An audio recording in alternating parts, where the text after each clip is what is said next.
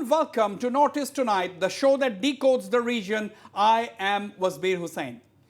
For more than 2 weeks now, 15 young men, all untrained miners, are trapped in an illegal coal mine in Meghalaya's East Gentia Hills district after the rat hole mine was flooded with water that gushed inside through underground channels connected to a nearby river. Nothing much has progressed by way of rescue operations because the state and central governments are unable to even organize sufficient pumps to remove the water from the flooded mine. The NDRF team, about a dozen of them, are capable of deep diving only up to a depth of 30 feet. The NDRF team leader kept on saying for several days that the depth of the water inside the mine was at least 70 feet. As a clueless disaster response team stood and watched the situation, the center and the state failed to show any visible action by way of a response befitting the crisis. Only now, 15 days later, the government has been able to put into operation some kind of a rescue operation. Only tonight, only this evening, the government of India and the Indian Air Force mobilized one aircraft and brought in some major high-power water pumps along with personnel of Orissa Fire Department and men from a Pune-based company, Kirloskar, to try and pump out the water from the flooded mine. 15 days it took, viewers, 15 days. Then the issue got, of course, politicized. The Congress sought to corner the NPP-led Conrad Sangma government by asking how could illegal mining be going on despite a ban on mining by the National Green Tribunal in 2014. Congress President Rahul Gandhi went a step further by trying to corner Prime Minister Narendra Modi. Rahul tweeted saying Modi was walking atop the newly inaugurated Bogeybill Bridge while the miners lay trapped without a serious attempt to rescue them for a fortnight. Several questions arise. Why has the Meghalaya government not been able to stop illegal mining despite the NGT ban? Is it because the influential and prosperous mining lobby often backs political parties or candidates during elections? Why is the disaster response mechanism so pathetic that the state cannot even organize some water pumps? Why do young men go for such a hazardous livelihood option like going into an uncharted mine? Does the Conrad Sangma government have an alternative livelihood plan for people engaged in illegal mining activity in the state? Does the Northeast need a livelihood strategy as the region is industrially backward and the state cannot, of course, provide government jobs to all? Before we begin the discussion, let us take a look at this special report and listen in to some relevant voices on the issue.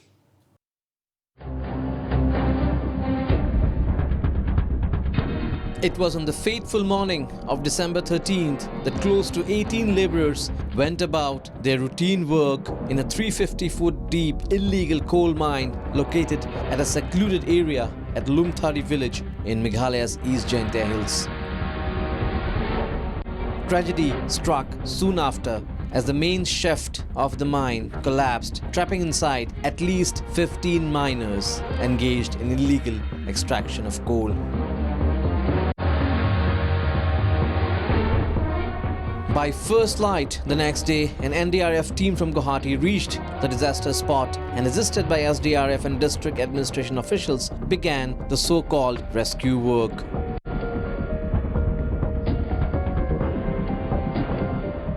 The first reaction soon came in from Chief Minister Conrad Sangma, who stated that he was personally monitoring the situation. We are very concerned about the individuals and their lives. And the NDRF as well as the district administration and the police are doing all they can to save the lives of these miners who are stuck there. We are aware that illegal activities were going on. Appropriate action will be taken at the appropriate time.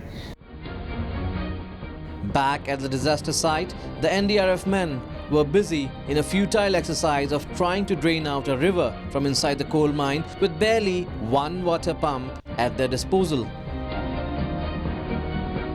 The hostility inside the coal mine could be gauged from the harrowing tale shared by the lone survivor who was lucky enough to escape on the fateful day.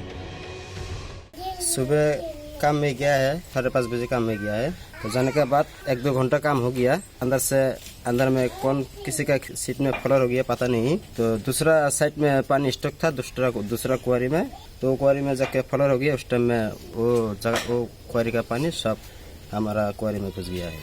कोई आदमी भी निकल नहीं सका है। जब पानी आया है हम लोग उस टाइम में तो लाइन का वायर था, वायर पकड़ के 200-250 फुट वायर पकड़ के उठा है पानी के साथ। तो उसके बाद एक आदमी जाके बक्सा लेके जाके हम लोग को उद्धार किया है। तो सेफ्टी का व्यवस्था करने का कोई ये नहीं है, फैसिलिटी नहीं है। Meanwhile, as time ticked by, hopes of survival of those trapped inside grew dimmer. Former Chief Minister and CLP leader Mukul Sangma lambasted the Conrad Sangma-led government, accusing it of facilitating illegal mining. Repeatedly, we have been cautioning the government that there has been illegal mining going on, but the government has been, particularly the Chief Minister, has been on a denial mode. I am saying that they are facilitating. They are facilitating. It's a very serious allegation, Dr. Mukul Sangma. It is. Otherwise, why should, if the leader of the opposition is giving a statement, drawing the attention of the government, and the next day the CM says that there is no illegal mining, how does he know within 24 hours? Chief Minister Sangma, meanwhile, had by then accepted that it was extremely difficult to keep a tab on illegal mining in East Jaintia Hills. As I said, the state is so big, the region is so big that it is impossible for the armed forces, and the police especially, and the administration to really keep watch over the entire stretch of Jaintia Hills, Khasi Hills area, Karo Hills area, because simply it's just impossible. So therefore, as unavailability of high-powered pumps led to temporary suspension of rescue operations over 10 days after the incident, the entire tragedy took a completely political turn, with Congress President Rahul Gandhi launching a direct attack on Prime Minister Narendra Modi, bluntly asking him to save the miners instead of posing on the Bogeybill Bridge.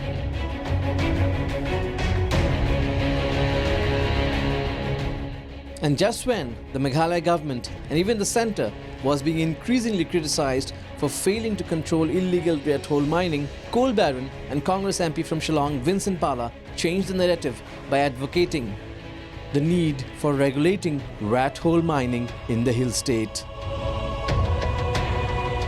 This is happening because of the unregulated mining. So I request the government to regulate the mining as soon as possible. To regulate the mining as soon as possible so that we can. So that don't prompt him. वो मन से कुछ बोल रहे हैं. So that the miners will be safe in the future. Well, all said and done, the fact is that as many as 15 labourers still remain trapped in the illegal coal mine over 2 weeks after the tragedy, and their plight speaks volumes of the state of disaster response in the Northeast. Bureau Report, Northeast Live. Okay, to discuss the issue, I am joined from Shillong by none other than Ms. Amita Sangma, a leading social activist who was brutally assaulted by miscreants suspected to be coal mafia, along with her colleague Agnes Kharsing. Also in Shillong, I have Mr. W.R. Karluki, State President of the NPP, Ms. Hasina Karbi, head of the Impulse NGO Nest Network, and a well-known social activist, Congress leader Mr. Fearless Warjri, and social activist Ms. Angela Rangat also joins me from Shillong. And out of our studios in Guwahati, I have Dr. Abhijit Sharma, Director of the Indian Institute of Entrepreneurship, who has been looking at the critical issue of livelihood in the northeastern region very, very closely. Ladies and gentlemen, welcome to Northeast Tonight. I would first like to go straight to Ms. Amita Sangma, who is one who has survived that brutal assault, a social activist. Amita Sangma ji, Northeast Tonight में आपका स्वागत है. ये अभी 1 महीना हो चुका है, 1 महीना से भी ऊपर हो चुका है अमिता सांगमा जी, जो आपको ब्रूटल अटैक किया गया था एग्नेस खारसिंग जी के साथ. तो आपको कैसा लग रहा है वो बात, अगर आप दोबारा सोचते हैं तो आपको कैसा लगता है? हमको बहुत बुरा लगता है जब हम लोग को अटैक किया. लड़का आदमी हम लोग औरत जैसा इंसान को अटैक किया. राइट. उन लोग जो लड़का लोग हम लोग को अटैक किया वो तो औरत के ऊपर थोड़ा भी इन लोग इज्जत नहीं है। अमिता संगमा जी, ये मामूली अटैक नहीं था अब लोगों का ऊपर, ये बड़ा ही जबरदस्त अटैक था, ये प्लान्ड अटैक जैसा लग रहा है। Now who do you hold responsible for the attack? आप किसको दोषी मानते हैं? पहले तो हम जिम्मेवार ठहराएगा पुलिस को, क्योंकि हम लोग पुलिस आउटपोस्ट में पहला हम लोग गया था। हम लोग वहाँ में सिक्योरिटी मांगने के लिए हम लोग गया था, लेकिन वो लोग बोला है पुलिस नहीं है। पुलिस नहीं है। नाउ अमिता जी, ये जो नेशनल ग्रीन ट्राइब्यूनल ने बैन किया था 2014 में, 2014 the ban was imposed by the NGT. Now उस टाइम में कांग्रेस का सरकार था मेघालय में, अभी लेकिन एनपीपी का सरकार है, तो क्या हो रहा है ये सब? हम 2014 के बारे हम कुछ नहीं मालूम, लेकिन अभी जो हम लोग अटैक हुआ हम उसके बारे सिर्फ बोलेंगे। तो Amita ji, that means you are only holding the current government responsible, लेकिन क्यों? अब वर्तमान का जो सरकार है उसी को आप दोषी ठहरा रहा है, बट लेकिन क्यों? Why is it that you are only holding the present government responsible? और इसमें सरकार पूरा इन्वॉल्व है, क्योंकि सरकार ने कहा अभी तो कोल माइनिंग नया नहीं है, फ्रेश नहीं है, लेकिन हम हमेशा जाते रहा वहाँ में, इस जंतिया हिल्स में वो हमेशा लोग कोयला खोने से नया कोल निकल रहा है। ओके, अमिता जी आप बने रहिए, मैं दोबारा आऊँगा। I will come back to you, but let me go to mister Kharluki, WR Kharluki, the state president of the NPP. Mr. Kharluki, your party government has a lot to answer on the mining issue. You know, my first question to you, Mr. Kharluki, how could illegal mining be going on despite the NGT ban in 2014?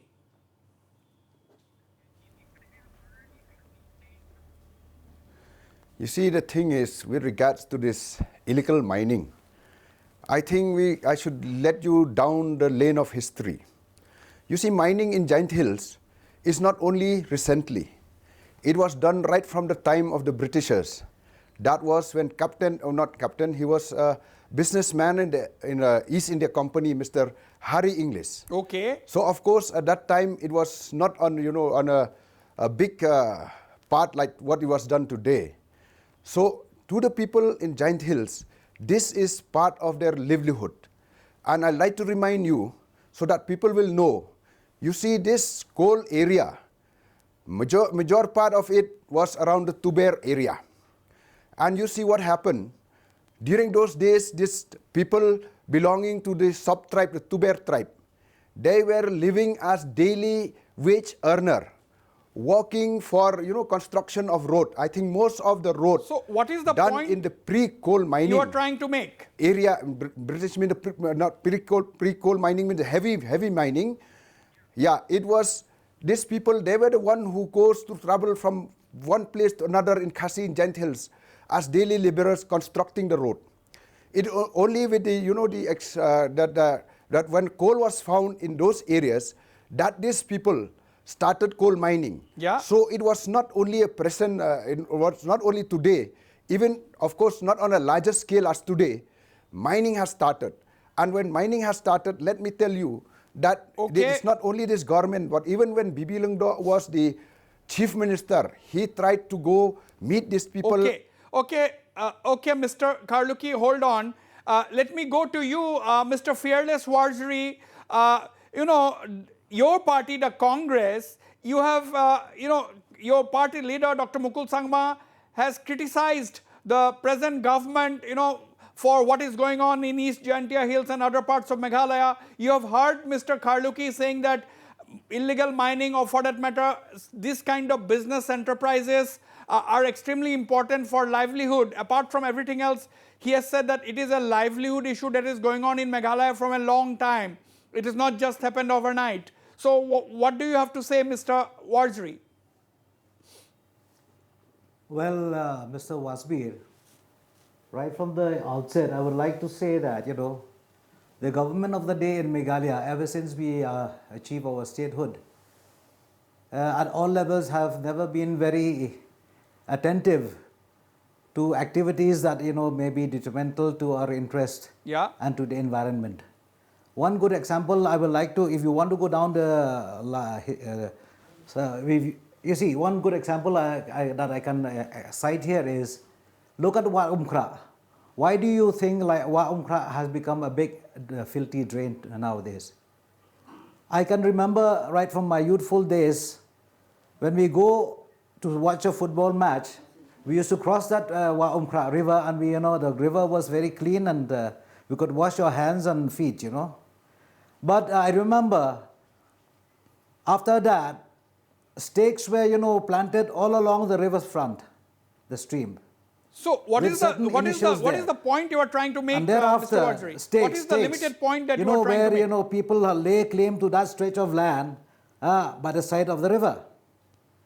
The district administration or the government at that time did not do anything. And what happened after that? You have human dwelling places being built all along the banks of the river. Yeah. And now we are crying foul and trying to do everything to try and clean the river Umkhra, which is not possible unless a really Herculean effort is made. So I would say that the government of the day were not very attentive to see that after the NGT has come with a ban of rat hole mining, to see that the ban is effectively put in place. Yeah, but I have to cut you. Unfortunately, it is no longer politics. It is no longer politics. It is not playing politics. I cannot allow you to go on, Mr. Khaluki. You have already said everything about this December 13 tragedy. Mr. Waziri, you have to answer. You cannot go on. You cannot go on. Ban was imposed in 2014. Then your party government was in power. The present government has come to power only this year. So your party government was in power in 2014 when the ban was clamped. So you have to take some responsibility, isn't it? Well, if we don't have to dwell on that, the important issue right now is what happened on December 13th. These poor miners, these faceless miners, were entrapped. And I would like to point out another angle here. Here is where there is a classical proof of how dangerous it is to go on with this rat hole mining. Right. How did the water gush into the mines, into the tunnels, into those rat hole mines? I'll come to you. The thin wall of mud that was separating the river water into these mines was collapsed.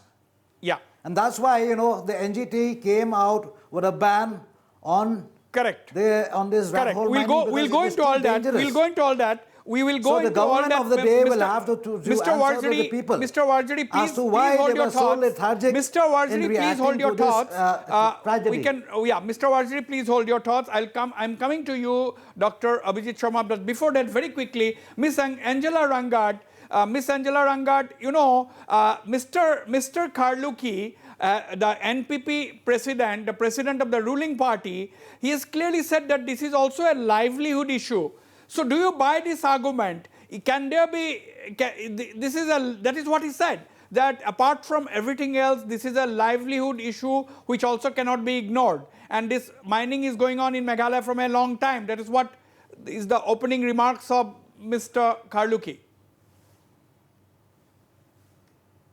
Well, I'd like to correct Mr. Khaluki.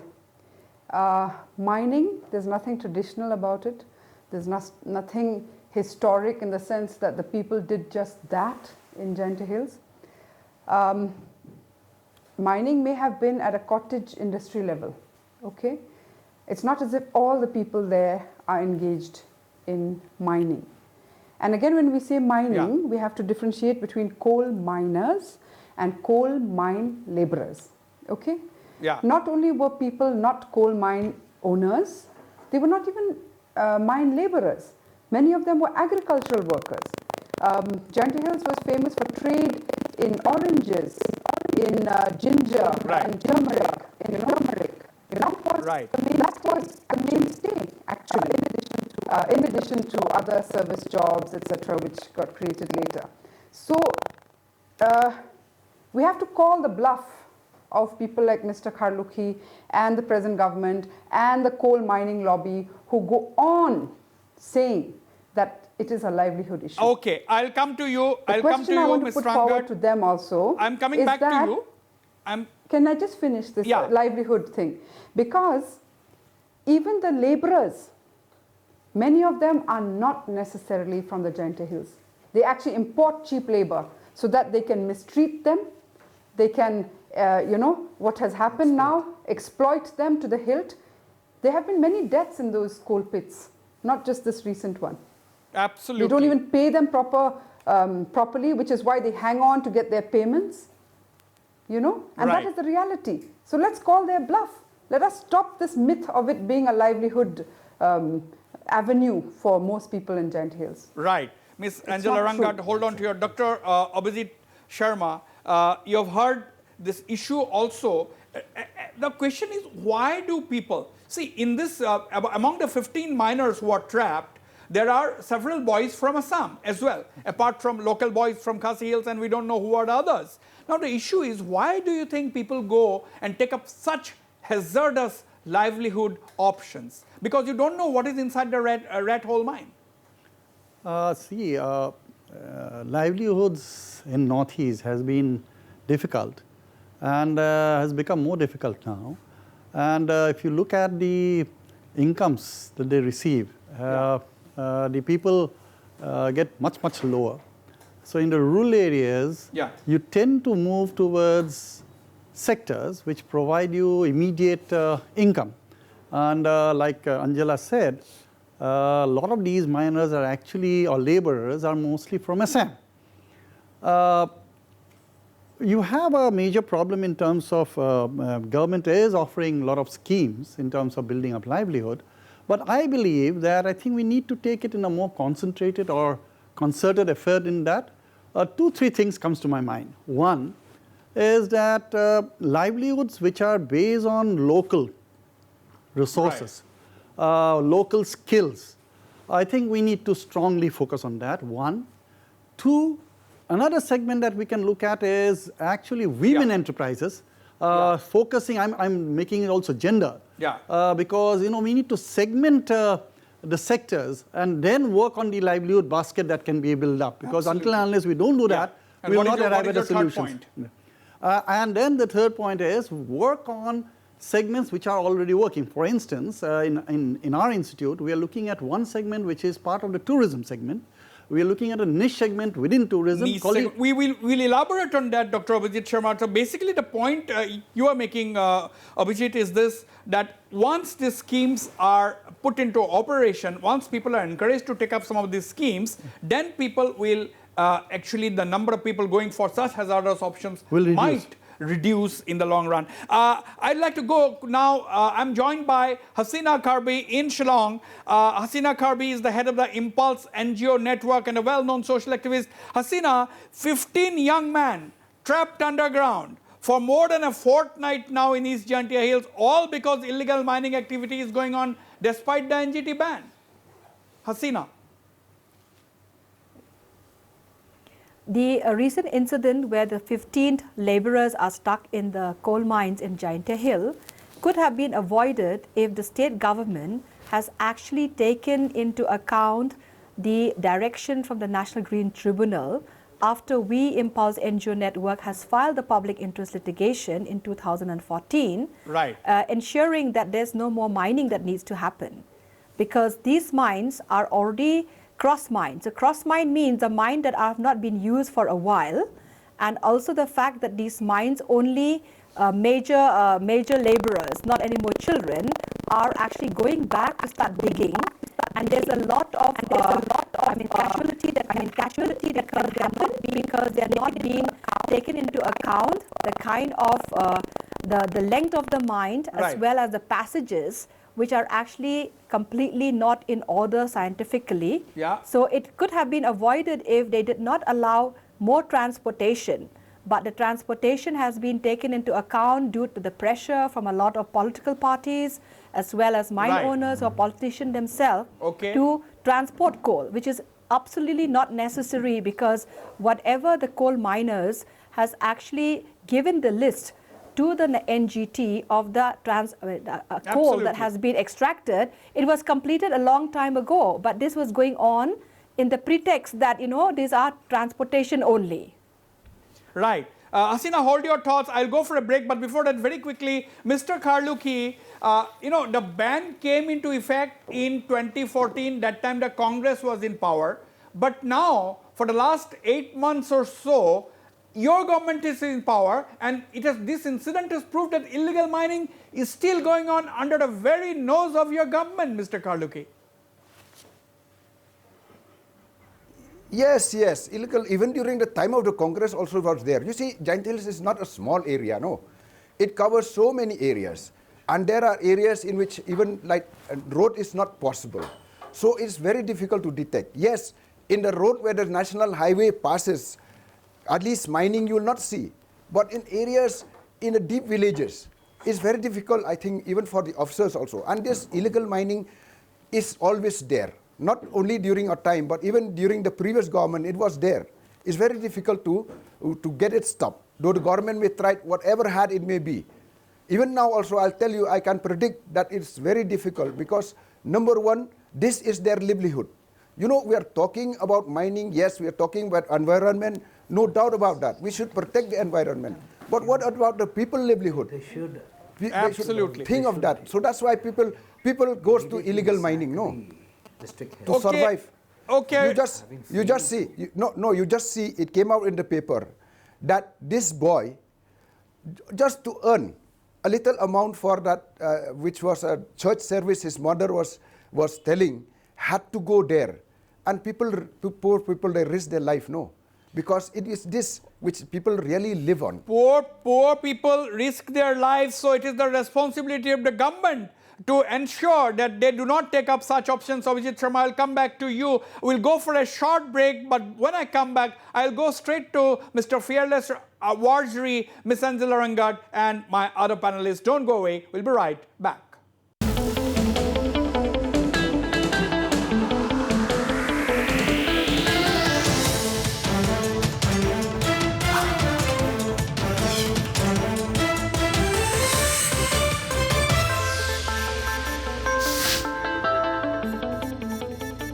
Okay, welcome back. Mr. Warjri, Mr. Fearless Warjri, why has it taken so long for Meghalaya to have a proper mining policy? Why do you think it has taken so long? Is it so difficult to come up with a mining policy? Your government has not been able to come up with a proper scientific mining policy. Present government is only promising.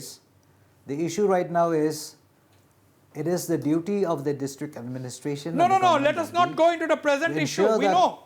Let us talk about the broad picture, Mr. Karluki. District administration cannot make a mining policy. On coal mining. Mr. Karluki, district administration cannot make a mining policy. Allow me policy. to speak, please. Allow me to speak. We can't go on dwelling on something which is no, we are not talking about the rescue operations right now. See, NGT ban is just one dimension. It concerns the protection of the environment. Another dimension is the human rights. What about the human rights of these poor people, faceless people? And I was told reliably that the Commonwealth Human Rights Initiative under Sanjoy Hazarika has taken note. Now, why is it that the district administration was not able to monitor and to ensure the ban of rat hole mining? That is a pertinent question. Who will be held responsible for such a tragedy? These poor people are entrapped in this mine now for the last 15 days. And look at the sloppy manner in which they reacted. It is very clear that nobody cared a damn. Okay, sloppy manner. Ms. So Angela therefore, it is not relevant right now to go, because you see, the government at that time and now have been are saddled with the responsibility to come out with a proper scientific mining policy. It is for all stakeholders to do something about it. But what about what is happening right now? So, and I'm sure This has vindicated what Right. Agnes Kharshieng and Amita Okay. Sangma have been busy at. And their life, there was an attempt to kill these people. See, the danger, the one aspect has to be looked into is that people who have interest in these minefields are already in the government. And that very fact renders the government machinery important. That's why we have such a strategy. Okay, for the record, your party MP, Mr. Vincent Pala, is also described in the media, including the local media, as a coal baron. So that is only for the record. Miss Angela Rangad, why does it take so long for the government? Now, I appreciate the compulsions of Mr. Fearless Warjari being a Congress leader, but my point is the present government is 8 months. They have been saying that they are going to come up with a policy, with scientific policy, with environmental protection measures in place. Now, why has it taken so long, you think, according to you, for Meghalaya to come? Is it because nobody wants to antagonize the coal lobby? I'll tell you why it's taken so long for a mining policy. It was mooted by the last government, led by the Congress. This government is just parroting the previous government, but nobody really wants it because all of them have vested interests in illegal coal mining, and that is a fact. And in the previous government, we have Congress legislators who are themselves coal miners or truckers or people who are in the transportation business or the weighbridge operators. Then similarly now in this government led by the NPP. So there's really no interest. There's interest of just exploitation and ensuring that your own coffers are filled. In fact, it is a shame that when the BJP was campaigning here, they were saying that the first agenda would be that they would lift the coal ban. They never talked about mining policy or scientific mining or whatever. They just wanted to lift the ban. And the NPP said the same thing. And it is because they are there to further promote the interests of those few who have interests in mining. And it has been a great, great loss to the state in terms of the state exchequer, the environment, and now human lives. Right. Angela, and yet, hold on. In the name of the people, of the poor people and livelihoods, they're trying to push forward their agenda. This is an issue. Besides, if I could add, if you allow me. Yes. Yes, Warjari, go on. You see, way back in 2006, the UPA 1 has brought about the Forest Act to protect the interests of the forest dwellers. But if you look at the trend of this government now in Delhi, they are always going all out to serve the interests of the industrial lobby. And they are undermining this act. And that's why we have this kind of thing going on, brazenly. Okay, that is the point. Miss Hasina Kharbi,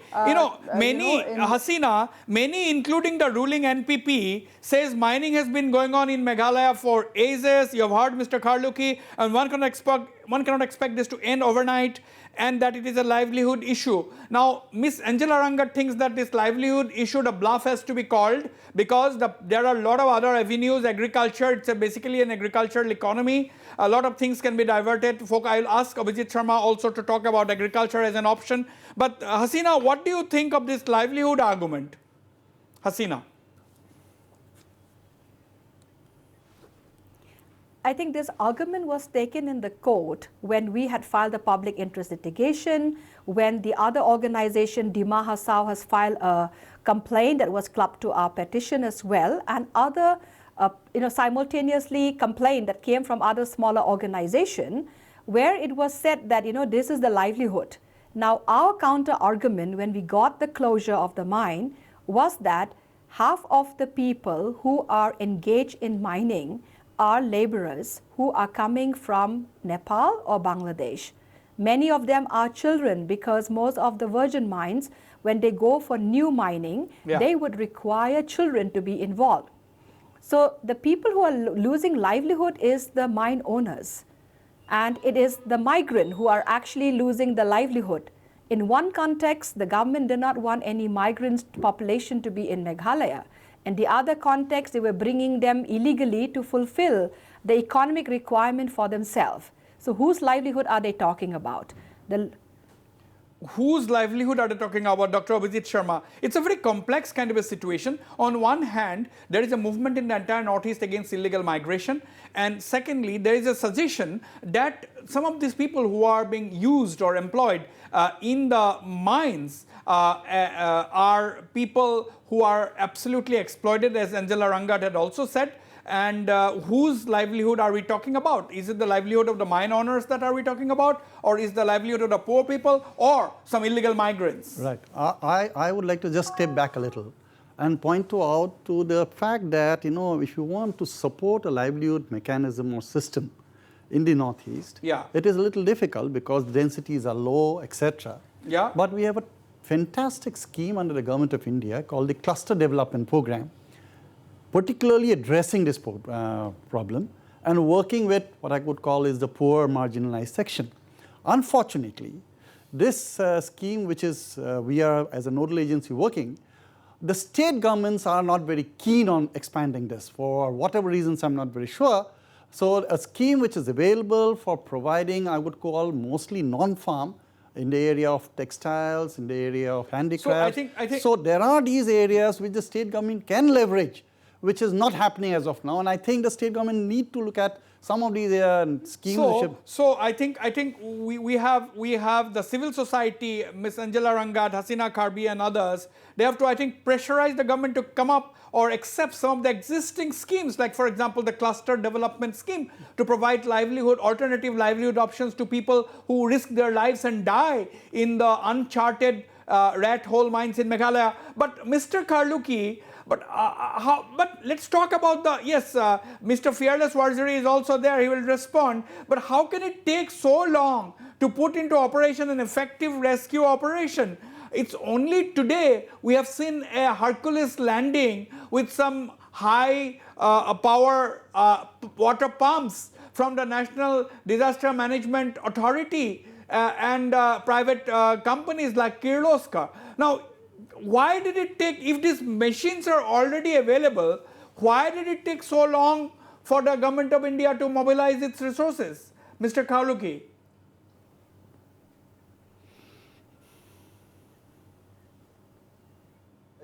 They're trying to get people from outside because we don't have expert here. Yeah. And the only thing is we are still waiting for the response for those big pumps to come.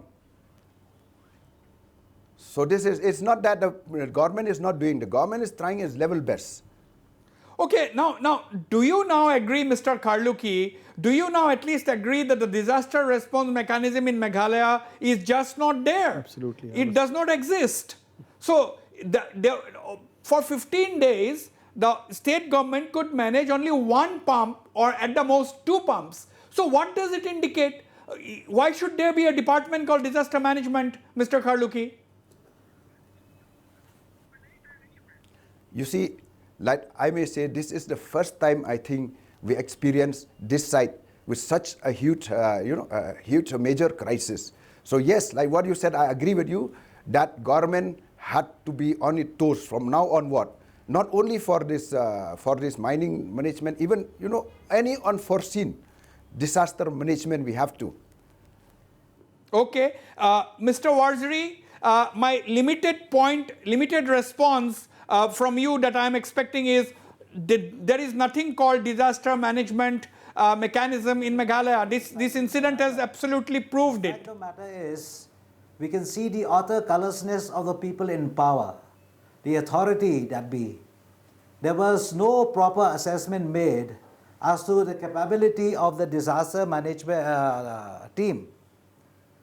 You have said it all right from the beginning, Mr. Wasbir Hussain. What more do we have to say? The government has totally failed to respond adequately and in time. And it's a shame because the minister in charge disaster management in Meghalaya is Mr. Gurmantula, who's from Okay, I'll come back to you, Amita. I'll come back to you. There is an audio problem with you. Amita, I'll come back to you. There is an audio problem. Okay, I'd like to go straight to. It was happening, but he was denying it. I'll ask my producers to cut Amita because there is audio problem. That is why I'm saying I'll come back to Amita. Please hold on your thoughts. I'll come back to you. Now, that was Angela Rangad. I'll come back to you. I would like to now go to Miss Amita Sangma. Amita ji, आप क्या सोचते हैं कि illegal mining अभी भी पूरी तरह जारी है? Do you think illegal mining is still going on in Meghalaya in full swing?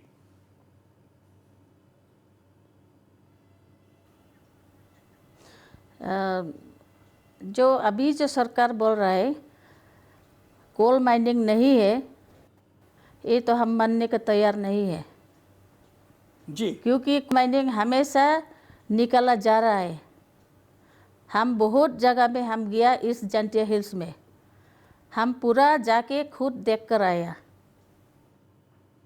Absolutely. Now Amita जी, इसका मतलब क्या है? इसका मतलब यही हुआ कि एनजीटी का जो बैन किया था वो बैन बिल्कुल एनफोर्स नहीं हो रहा है।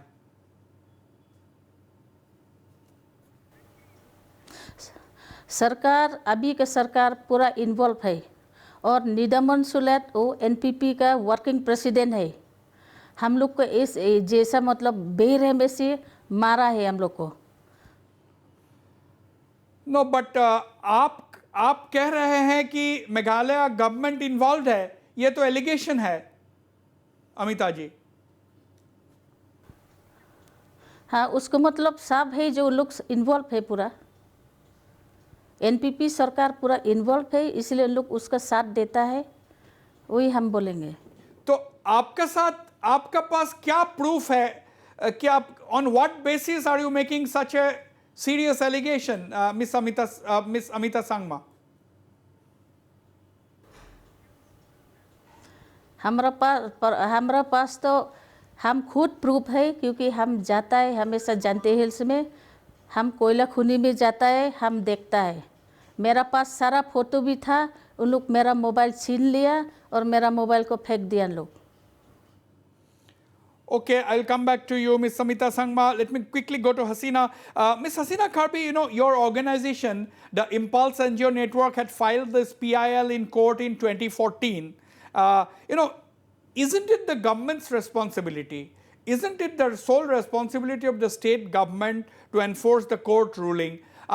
You know, we have seen Mr. Conrad Sangma, the Chief Minister, admitting that illegal mining is going on. He has also said that it is extremely difficult to police the entire East Jaintia Hills, or for that matter other areas, because it is really a spread out kind of a place, so it's not possible to police the entire place. So a new strategy has to be developed. So, but at the end of the day, Hasina, it is the state government's responsibility to see that a court order is enforced. Yes, it was the state responsibility to enforce the NGT order, but traditionally, that is to be abided by rule of law. But the former government took on board to counter the order by asking the court for more time for transportation of coal, in the context that the livelihood was something affected. Secondly is the transportation of coal that took place for a period from 2014 to 15 completed the entire amount of coal that they had enlisted in the court of law. And the money that was collected was 800 crores that was already collected by NGT as a revenue for the state. 400 crore was to restore the environment, to restore all the pit hole by refilling. The other part is that it is something that they took on board, that every time an election was coming, they were trying to give that the reopening will happen, there will be flourishing livelihood for the people, but the flourishing livelihood was not for the people at all. Many of the people in 7 years of our campaign, we did more than 7 research. It is not the local people who are the common people that is benefiting, except for people who are running some tea shops and tea stalls and others. Absolutely, absolutely. Miss Angela Rangad, sorry, I had to, your audio was not all right at that point. I had to cut you off, Miss Angela Rangad. But you see, there's a lot of money involved. As Hasina was saying, 800 crores already collected. by the NGT. 400 crore was supposed to have been used for the development of these rat holes, pits. Now what is going on? I mean, you know, it's a complete, no one seems to know what is going on. Lot of vested interests at play. Ordinary people's lives are put to risk. Ordinary people's lives are not just put to risk, they're being used as an excuse to continue with illegal mining. And actually the fact is that it is possible to monitor how much transportation is happening. Nowadays you can actually geotag trucks, you have weigh bridges which ought to be giving you proper data of how much coal has been transported, how much revenue collected.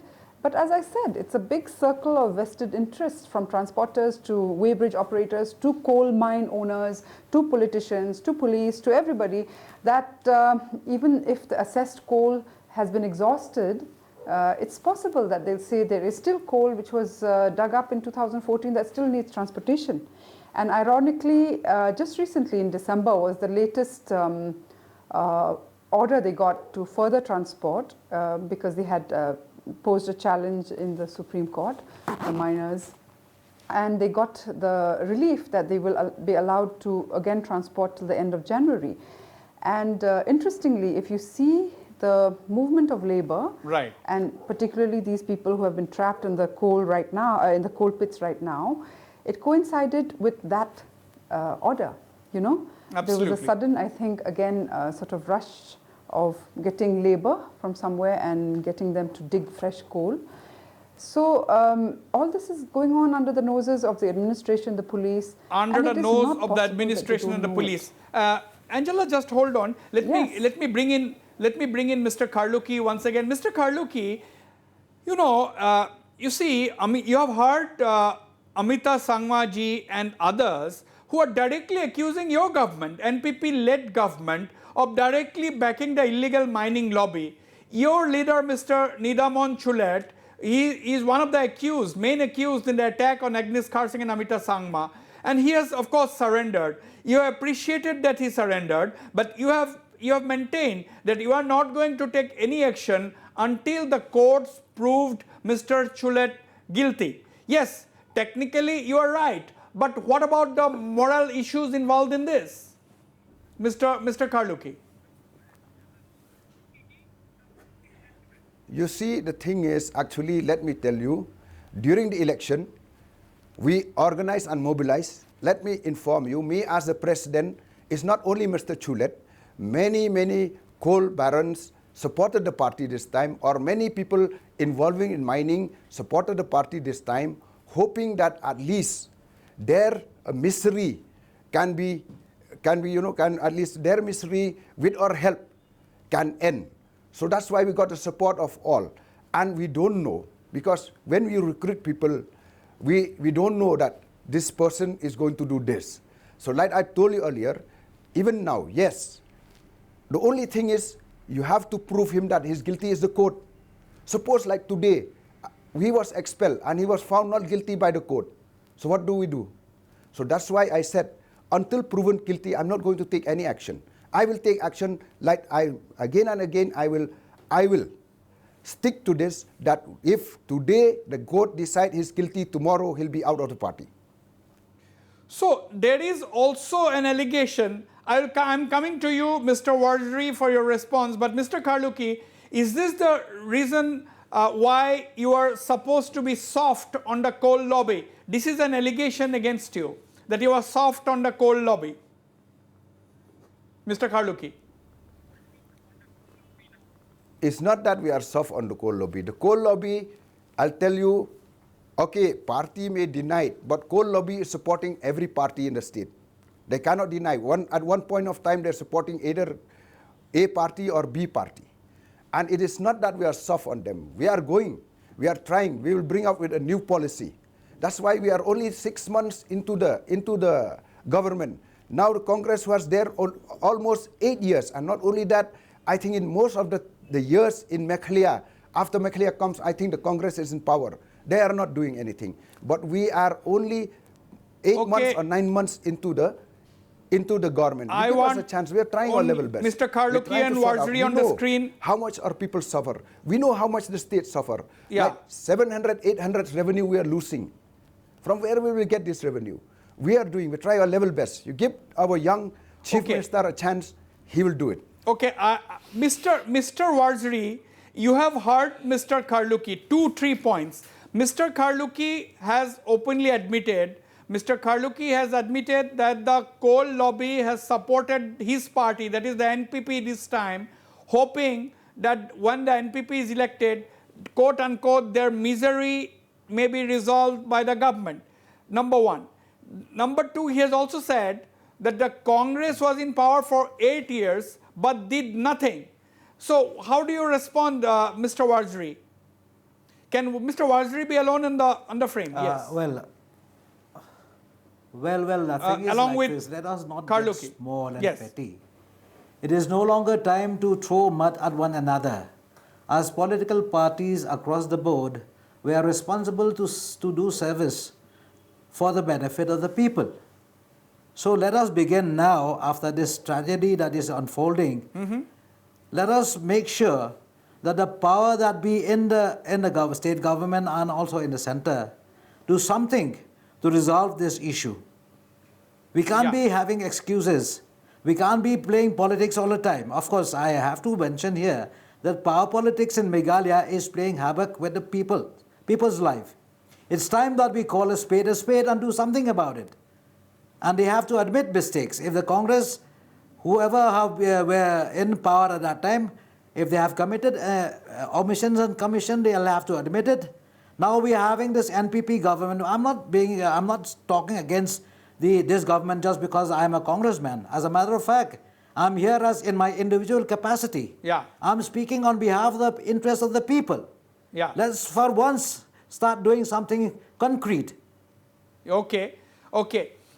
Start doing something concrete. Now, the issue is already politicized. Now, let me go once again to Hasina. Hasina, you are also a person, I'll also come to you immediately after this. You are also a person working in the area of livelihood generation. Don't you think there could be a lot of agriculture-oriented, let's go specific, I'm coming to two of the experts here. Dr. Abhijit Sharma, director of the Indian Institute of Entrepreneurship, is also in the studio. But Hasina, what are some of the livelihood options? Angela has already said the state is full of agricultural produce. What do you think, Hasina? Well, Wasbir, when we had given a directive to the court that the other livelihood option that was possible for the people was to go back into agriculture, Jaintia Hill was very rich with a lot of agriculture products. But all the water bodies, which like fisheries and everything, those are the kind of livelihood that they could have engaged in the last 5 years when the ban has taken place. They could have engaged people to get back into the normal livelihood, which they did not. Tourism was another aspect that has a lot of things that, most of those caves was getting affected because of the mining. But tourism was another opportunity of livelihood that they could have engaged. Agriculture was another livelihood they could have engaged. Right. All these documents was given to by us to the court of law, but they did not enforce any of that. The government constantly countering this again and again, only in the context because it was feeding a lot of the political parties, the money that was coming from there. Absolutely. You have heard Hasina Karbi, Dr. Abhijit Sharma. What are your thoughts? No, I think I'll just go back to Jaintia Hills and what Hasina said. 5 years back, if the ban was done, we would have a more pristine environment. Today, if you're thinking about agriculture, this coal mining is also affecting. Ban was done 4 years. I know, but then the illegal mining close is to still your target. Absolutely, it has been carrying on, and that is actually affecting the agriculture, the traditional agriculture that these people are doing. Even it's affecting tourism, etc. Yeah. So the sooner this is done, the better, so that it doesn't affect the other livelihoods which can come up in this area. Having said that, I will again strongly say that I think the governments should look at segment-wise resources that is available. Bee and honey processing is one that could look at very closely in Meghalaya. Okay. Then adventure tourism is another one, which is a niche segment within the tourism, which has a possibility of taking people to remote areas. So these are some of the possibilities. Tourism can change the entire scenario. That is what, at the end of the day, is the moot point. Apart from, of course, agriculture, as many of our panelists have suggested. On this note, we go for another short break. Stay on. We'll be right back.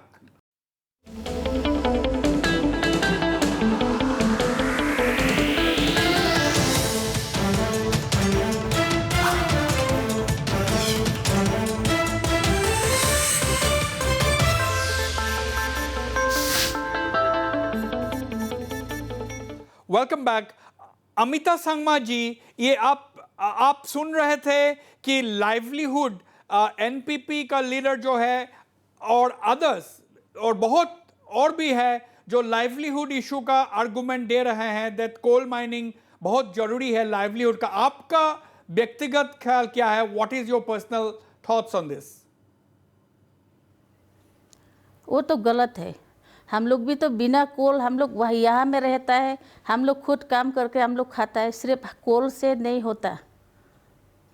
तो दूसरा काम भी बहुत है, करके खाने सकता है, करके खाने सकता है। सो आप यही चाहते हैं कि टोटल बैन होना चाहिए कोल माइनिंग का ऊपर?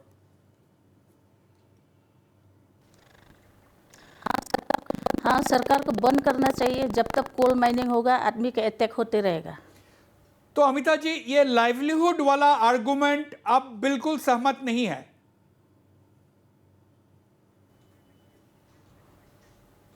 नहीं, वो लोग मतलब वो लोग तो बिजनेसमैन है, जो भी कहीं भी कुछ भी बिजनेस करके खा नहीं सकता लोग, सिर्फ कोल नहीं बोल के। नो अमिता जी, नो आप मतलब अभी जस्टिस आपको कैसे मिलेगा? आप क्या रास्ता लेंगे? How do you think you will get justice to what has happened to you and your colleague? जो दोषी है उन लोग को सजा देना चाहिए। पुलिस भी जो इन्वॉल्व है उन लोग को नौकरी से निकाल देना चाहिए, क्योंकि हम लोग को इतना बेरहमी से मारा है। और जो प्रशासन है, देखने वाला प्रशासन, उन लोग भी ठीक से नहीं कर रहा है। Okay. Now, once again, Mr. Kharluki, the issue, you are hearing what, Amita Sangma, she has survived that brutal attack, of course, along with her colleague was more brutally assaulted, Ms. Agnes Karthik. Now, issue is now politicized. We have, as you know, Mr. Fearless Wasbir on the show, Angela Rangad on the show. My question is to you, Mr. Kharluki, as you are the president of the ruling party, the issue is now politicized. Congress President Rahul Gandhi has issued a tweet saying that, oh, how can the Prime Minister Modi be triumphantly walking on the Bogeybill Bridge while 15 miners continue to be trapped? So, what do you have to say about the issue getting politicized? You see, the sad part with us politicians is that even in tragedy, we don't know how to behave, we don't know how to react. We always take it as an opportunity to dig at our opponent. Actually, this is a big tragedy which have never fallen Giant Hill for the first time, and you think of those families. Instead of scoring political brownies or points, let us at least pray to God so that these people who are trapped there, with God's mercy, they'll be alive when we be able to reach them.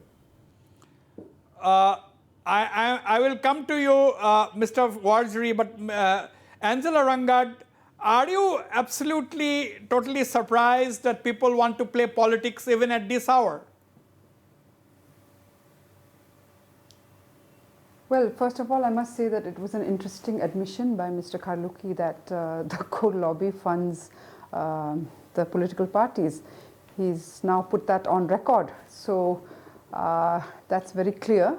But also they play politics in the sense they're worried about the next elections, I guess, and who's going to fund who.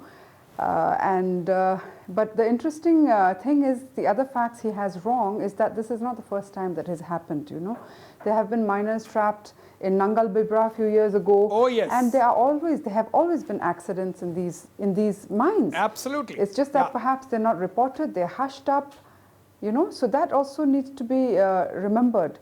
And everybody plays politics because just recently just yesterday or day before, Mr. Pala, who's in the Congress, instead of actually concentrating on how to ensure that these miners who are trapped are brought out, is more interested in pushing for legalizing of rat hole mining. Right. So that's very obvious where their priorities Absolutely. lie. Mr. Wasbir, And as far as the yes, no, the livelihood thing, you know, when we're trying to imagine alternatives, the other thing we have to also remember is that when people say that it's adding to the economy of the place, there should have been a trickle down, isn't it? But actually there has been a gush up. There has been just a few people who have gotten rich, but there has been no investment, whether in health or education in that area or elsewhere in Meghalaya, from resources and tax which may have been collected from mining. Now, and it's a sad state, because when you're talking about livelihood options for people there, for young children there, they also should be having access to good education, isn't it? Even from the cess that is collected and all that, so that they can do other things other than agriculture. Let me bring Mr. Fearless Wasbir on the debate. Mr. Wasbir, you know, your party president, national president, Mr. Rahul Gandhi has tweeted accusing, you know, make a dig at Prime Minister Narendra Modi. My question to you is not that. My question to you, your party took 15 days to reach the spot.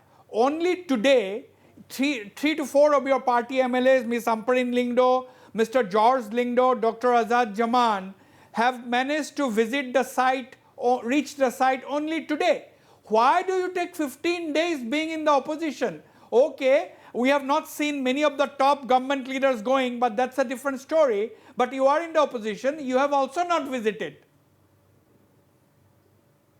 You see, actually what happened is, after the November 8 assault on Agnes Karshieng and Amita Sangma, we have been seeing the kind of reaction that has come forth from the side of the district administration and the government. They have been dilly-dallying without, taking this assault, this murderous assault seriously. So since we are in the opposition, we have been watching what the government is doing, and we are aghast to see that, you know, very little has been done, and now it is, you know, we can say that it is already too late. That is fine. That is fine. Why our MLAs are, you know. But you are not answering my direct question. Why did you take 15 days for your MLAs to reach the place? 15 days. Half a month. By them going there, there's little that can be done to ensure that, you know, we are able to take out the entrapped miners. Oh, but it's not that the opposition has been lying, hold on. Sitting with their hands folded. Hold on, Mr. Wasbir. We have been telling the government to... Mr. Wasbir, please hold on. The audio, Dr. Abhijit Sharma, do you buy this logic that by visiting there, they could not have done much? But responsible lawmakers, you go to the situation, you assess the situation, you talk to the people, and you come back and tell the government, because you are in the opposition, you have a distinct role to play. You can put pressure on the government to act fast. Couldn't they have done that? I think there is, when we are representing the people, I believe very strongly there is a moral compass that you have, one. Two, there is something which we call as empathy. So the fact that we are there as an opposition itself, I think, gives people around saying that there are some people around to help us or be there. That confidence arises. So I think as representatives, we should be present, I believe. Absolutely. Miss Rangad, you know, it took only today, a plane has landed in Guwahati with high power water pumps. We are not talking, it's not rocket science. We are only talking about high power water pumps. Now, if you had the pumps, you had the pumps. Therefore, you could bring it today. Why did it take 15 days for the government? Now, my question is, if the opposition MLAs could have gone there on the second day or third day, I think they could have come back and put pressure on the government, isn't it? They had a role to play, even being in the opposition. Yes.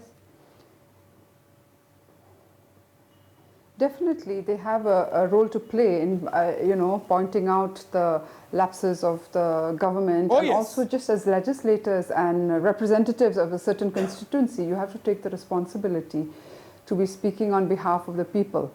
And the fact that they didn't do enough to bring the pumps just shows that they don't value those people. Perhaps, on the one hand, I keep wanting to point this out, they use this argument that mining is for the poor, it'll help the poor, it's for the livelihoods, and yet now when these people, because they are poor, precisely because they are poor and faceless and voiceless, nobody really took their rescue seriously. But then it is not just a question of pumping out the water, isn't it? Because there's constantly the river water constantly coming into that pit. Yes. So now the government also has to be held responsible for the way they have allowed the mining to happen without these mines being mapped, without the underground labyrinthine rat holes being mapped. All these owners should be held responsible for this kind of not just illegality but irresponsibility. And this is, if you don't have a map of the area, if you don't know where your river is, where your mine is, how many of the, even the NDRF is saying that it is very difficult because they don't even know how many of the horizontal rat holes are there. So in which one are these miners? Nobody knows. Absolutely, so, total uncharted, just having uncharted the territory pumps also there. at one level is just a show, That's why it is very important and paramount to see that rat hole mining is stopped completely.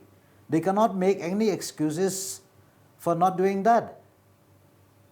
Absolutely. Strangely, Absolutely. Yes, Mr. Wasbir, yes. The district administration and the district head are still in place. They should have been removed from there.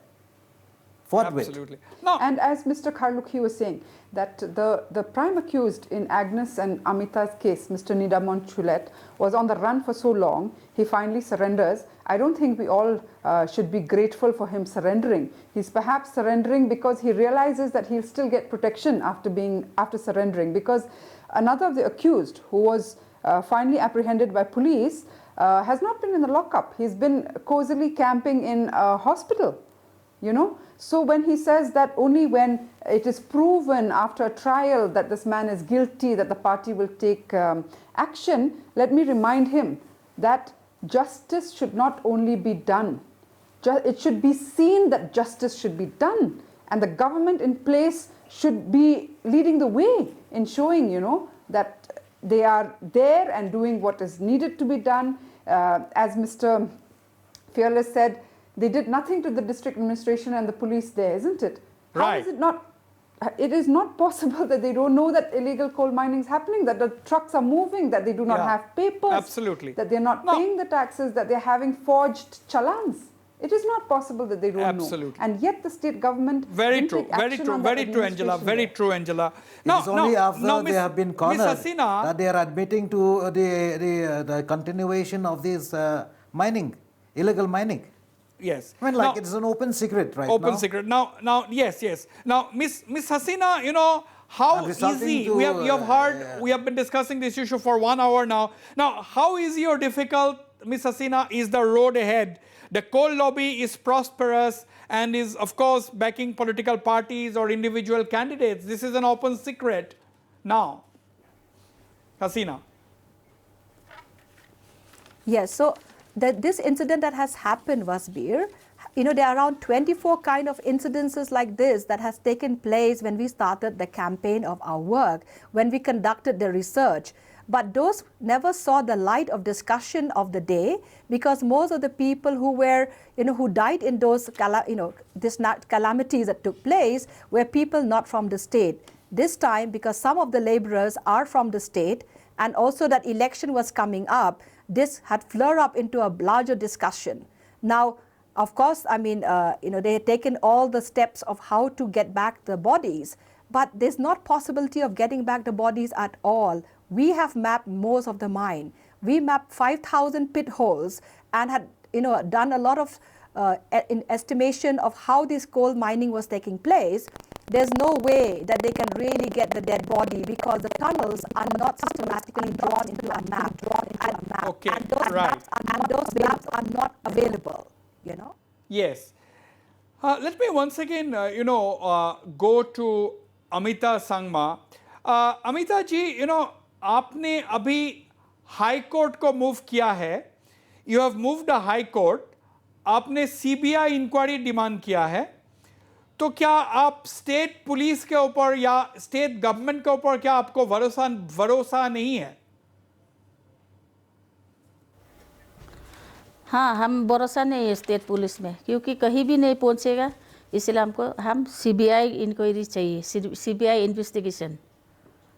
तो आपका जो demand है, आपका जो movement है, क्या ये जारी रहेगा? Will it continue? हाँ, जारी रहेगा। तो आप कैसे जारी रखेंगे? Are you getting the support of the people? Do you have the support of the civil society? What is the situation? हम अभी तक तो पब्लिक से सपोर्ट मिल रहा है, और कोई एनजीओ लोग तो कोल माइनिंग का सपोर्ट कर रहा है, क्योंकि उन लोग सब मिला हुआ है। तो आपका जो है आगे का रास्ता आपके लिए क्या होगा? अभी हम लोग आगे बढ़ेगा, हम लोग देखते रहेगा, जो करप्शन है, इलीगल है, वो सब हम लोग देखेगा। मेघालय या नॉर्थ ईस्ट के बाहर से आपको क्या सपोर्ट मिल रहा है क्या? नहीं, सपोर्ट तो मिल रहा है बाहर से। हाँ, बाहर से सपोर्ट मिल रहा है। Now, please stay on, Miss Amita Sangma. Now, Mr. Kharluki, there's the broad issue now. Once again, Mr. Kharluki, you said, Mr. Conrad Sangma has also said very clearly, because he speaks very candidly, Mr. Conrad Sangma, otherwise a very dynamic chief minister. He has been saying that, his government will resume mining in Meghalaya, is in favor of that, but not before coming up with a scientific process, before coming up with scientific measures in place so that the environment is protected and so that everyone has the safety measures are taken into account. But my question to you, Mr. Kharluki, in the meantime, because that cannot happen overnight, you have to first come up with a policy, it has to get the approval, you have to put safety measures in place, you have to put environmental protection measures in place. It can take a long time. But my question is, in the meantime, how will you put a halt, or how are you going to prevent illegal mining, Mr. Kharluki? You see, actually, it is not that we are encouraging illegal mining. Right from day one, we are in government, we are trying to stop illegal mining. Like I told you, if you go where roads is possible, if you go through the highways, there is no more mining. But there are areas in which it's very difficult, for the forces or the officers to venture into those areas. And in those areas happen. And I cannot say that it will not happen again, because like I said to you, this is the livelihood of the people, especially of Giant Hills. I have narrated you that story, and you did not allow me to finish it. But let me finish. Let me tell you. When Bibi Lungdo was the chief minister, he went to Upung area and he tried to, to educate the people that please, you cannot do coal mining like this. The headman of Upung school at that time, he told him, he said, Bibi Lungdo, we are the most poor people, the Tuber people, the most poor people. And, because he's not educated, he said, because of us being poor, God have pity on us and he put coal into our land. And that's why now we are getting this, which help us to increase in our economy and help us be rich. And when the chief, late Bibi Lungdo told him that, said, no. Okay. You should think of your future. When there is no more coal, what will do? He said, what happened? God have pity in us, he'll put not COAL but GOLD. This is the situation. I think they have to go deep into this. Not only that, we just criticize the people. I feel pity. I'm from Giant Hills. I'm part of Giant Hills. I feel pity for my people. At least they should also, other people should have this feeling for us. Now, okay. Now, Dr. Abhijit Sharma, I'm running short of time. What do you make of this issue? You have heard all the panelists from the ground, that is from Meghalaya. Now, this is a complex issue. There is a lot of estimates are there. People are saying that, there are 600 million tons of coal reserve in Meghalaya. If that is so, okay, we know that there are technicalities involved because land belongs to the people in Meghalaya, land belongs to the community. So there are a lot of issues why a big company, for example, Coal India Limited, cannot go there perhaps because of that reason. But don't you think the society, if there's so much to earn from it, why not, revise the existing regulations? And do you think it is possible to allow a company like Coal India Limited to come and share the resources with the local community? Can a different arrangement be made rather than the normal arrangement? No, one, of course, I think the idea of a mining policy, I think, is very, very critical. Yeah. I think we need to have that in the first place to really get the sense of what it is. Can it be, can we go ahead? Two is that I think I strongly advocate that I think this illegal mining should stop, because it's not just the mines, it's also about actually, like I said again earlier, that it's actually destroying other livelihoods in and around the area. Right. So that I think needs to stop, definitely. And the third is, like I said, that the state governments should actually look at livelihoods, and I would look at livelihoods in very, very different baskets. There are also new areas which are coming up, startups, etc. Yeah. So not just the agriculture, yes, but on the services sector, which is growing rapidly. So a whole lot of these other segments in a segmented way, exactly, and focus on these segments and work out baskets around those segments. Right. Let me bring in Mr. Wasbir. This is not about politics, as you said, as Angela has also said. Mr. Wasbir, this is not about politics. My question is, Meghalaya, there are various estimates. Some estimates say that Meghalaya has 600 million tons of coal reserves. Now, this kind of tragedies and incidents are happening because these are rat hole mines, absolutely unorganized. Nobody knows what is inside. Now, we also are completely aware of the fact that Meghalaya enjoys certain special privileges, that land belongs to the individuals or the community. But now, for a win-win situation, do you think it is necessary to bring in a company like Coal India, enter into a different kind of an arrangement, different from the rest of the country, where the resources and the revenue is shared between Coal India and the local people? So do you think the government needs to seriously look at this kind of an arrangement now? Do you think the time has come? I have to appreciate, and I can understand, I can sense what you're getting at. That is, what you have in your mind is also in the mind of the large section of the people in the state. We cannot allow a small section of people to continue to exploit the environment at the cost of the future generation. We don't have to elaborate more than that. We definitely, Mr. Wasbir Hussain, you have put forth a very important point. Rat hole mining will have to stop forthwith.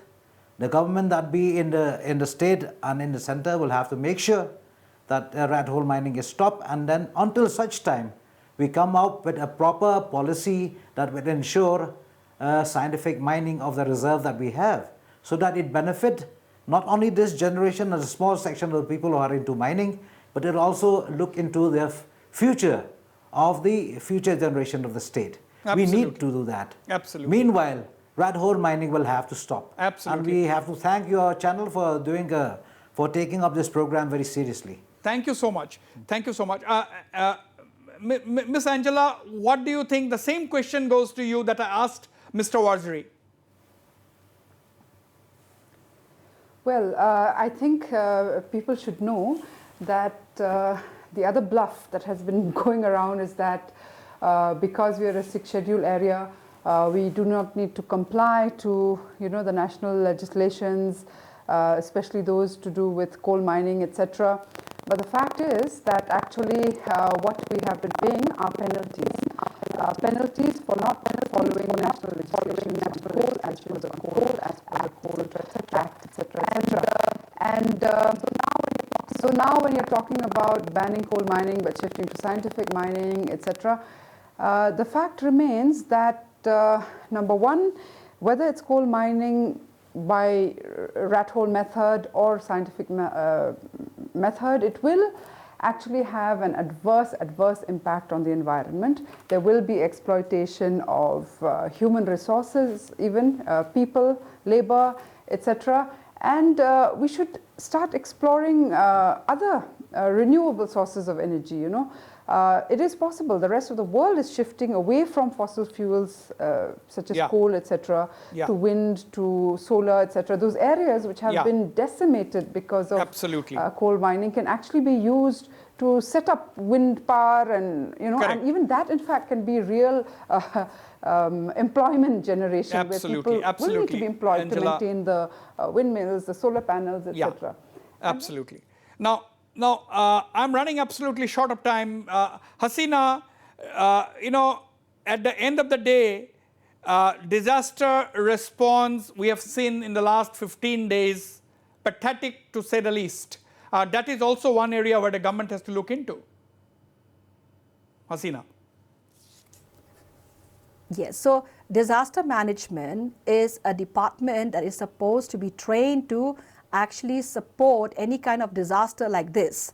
But in the situation of the rat hole mining, when there's no provisions of scientific mapping or how a mining is taking place, no disaster management team can really have any kind of techniques to help, because when the water body enters, I mean, most of the campaign we have done, been a lot of media that has worked closely with us in getting a third evidence for us in the court, has shown very much that if any kind of water gets entered these tunnels, right, the soil gets softer. When the soil gets softer, any people who are inside those tunnels will not be able to be taken out. So what kind of disaster can they really do? Even if they try really hard, it's not possible.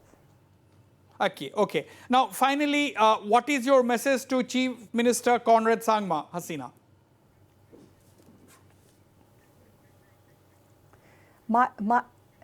My message is that the National Green Tribunal has given them a directive to produce a mining policy.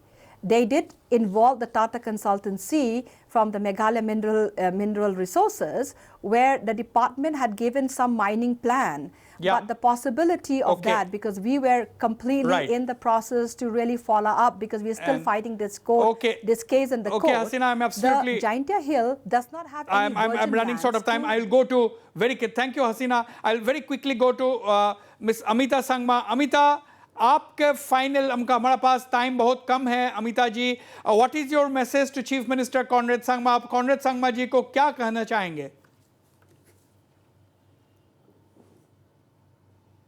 Amita जी, हम justice मिलेगा high court से।